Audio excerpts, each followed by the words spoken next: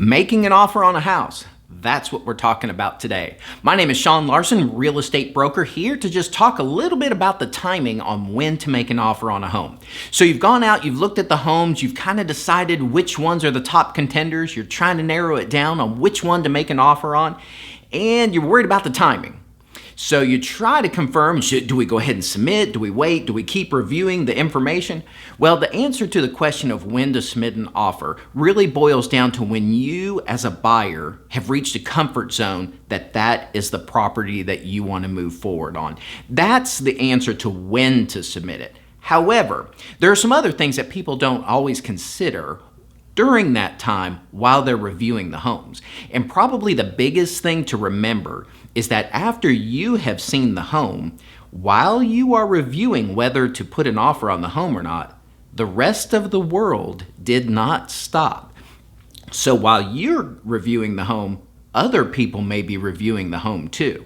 Now, how brisk the market is working, that may kind of help you a little bit on how quickly homes are moving, maybe how much time you might have based on the number of showings it's having, how brisk the activity of the market is. But remember that the rest of the world did not stop. So other people are looking at the homes and they're doing the same review you are. So they might be considering making an offer too, and they may get their offer in first. The seller runs the show. So if they submit an offer and it's appealing to the seller, well, the seller has every right to accept or counter that offer and maybe move forward with that other buyer. So yes, you always want to take all of the time, all of the research and data possible to make sure of your move that that's the home you want to move forward on. But also keep in mind that the world did not stop. There are other people possibly considering that home as well.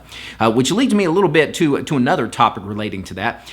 And how brisk the market is may start affecting the days on market.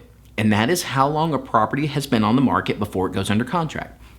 One thing I find is that people sometimes will see a high number of days on market and they conclude that because it's high days on market, nobody else is interested in the property, which kind of has some truth up to that point. After that point, you don't know, because it kind of goes back to what I was talking about. The world didn't stop. So say you have a property that's been on the market maybe 250 days. Whether that's long or not depends on your market and market conditions, but most of the time that's pretty long. So you see the property, it's been on the market 250 days. You think you have all the time in the world to consider the property because after all, it's been on the market 250 days. Nobody else is considering it. How do you know that? Somebody might have looked at it the same day you did, and they're considering an offer. So that is one thing I find, that people use days on market to maybe interpret that nobody else will ever move on that property, and that is false.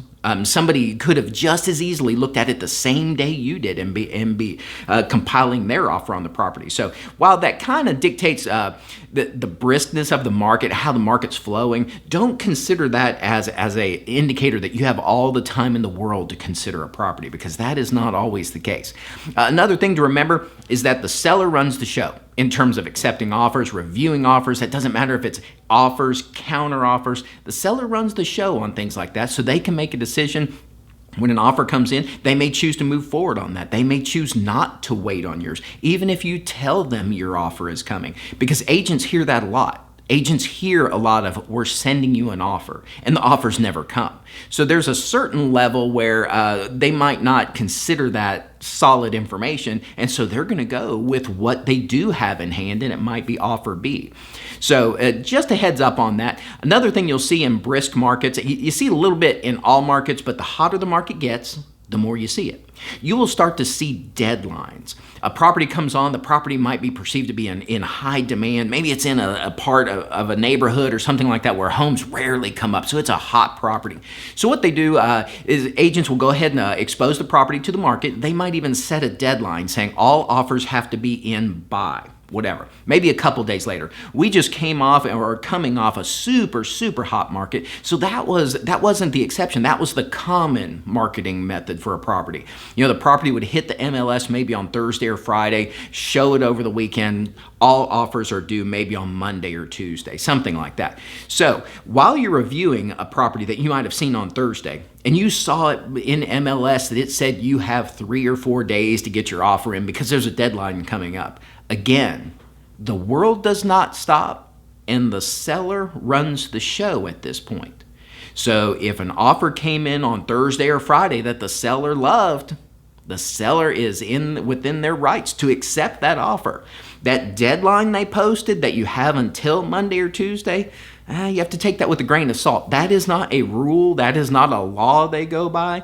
That is just a suggestion. So I, in my personal opinion, would not count on that as an allowance to get your offer in. If you saw the home on Thursday or Friday and you knew it was the one, I wouldn't hesitate to move on it, because the seller runs the show and they're within their rights to do that. So they can accept an offer at any time. If you would have waited until closer to the deadline, maybe thinking maybe it's kind of game playing, that you're kind of waiting till the last minute type of thing, that could cost you the house.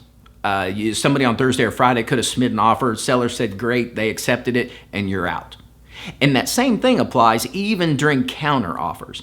Sometimes people like to maybe game the system and kind of try to play a few mind games with counter offer timing. Let's wait till the last minute to get the counter offer in or something like that. You have to remember, though, that if somebody submits a counter offer, say the seller submits a counter offer to you, and somebody wants to wait until the last minute before they reply, maybe mind games, hoping to get the seller nervous that the offer's not, or the counter offer's not coming or something like that. Keep in mind that seller can rescind that counteroffer. So if maybe another offer came in that they liked and you're sitting over here waiting, you know you're going to move forward. You're just kind of waiting to submit it, hopefully to make the other side nervous, kind of a negotiation game type of thing. Keep in mind, they can rescind that counteroffer before you accept it, and they can move with another offer. So in that case, you could also lose that deal.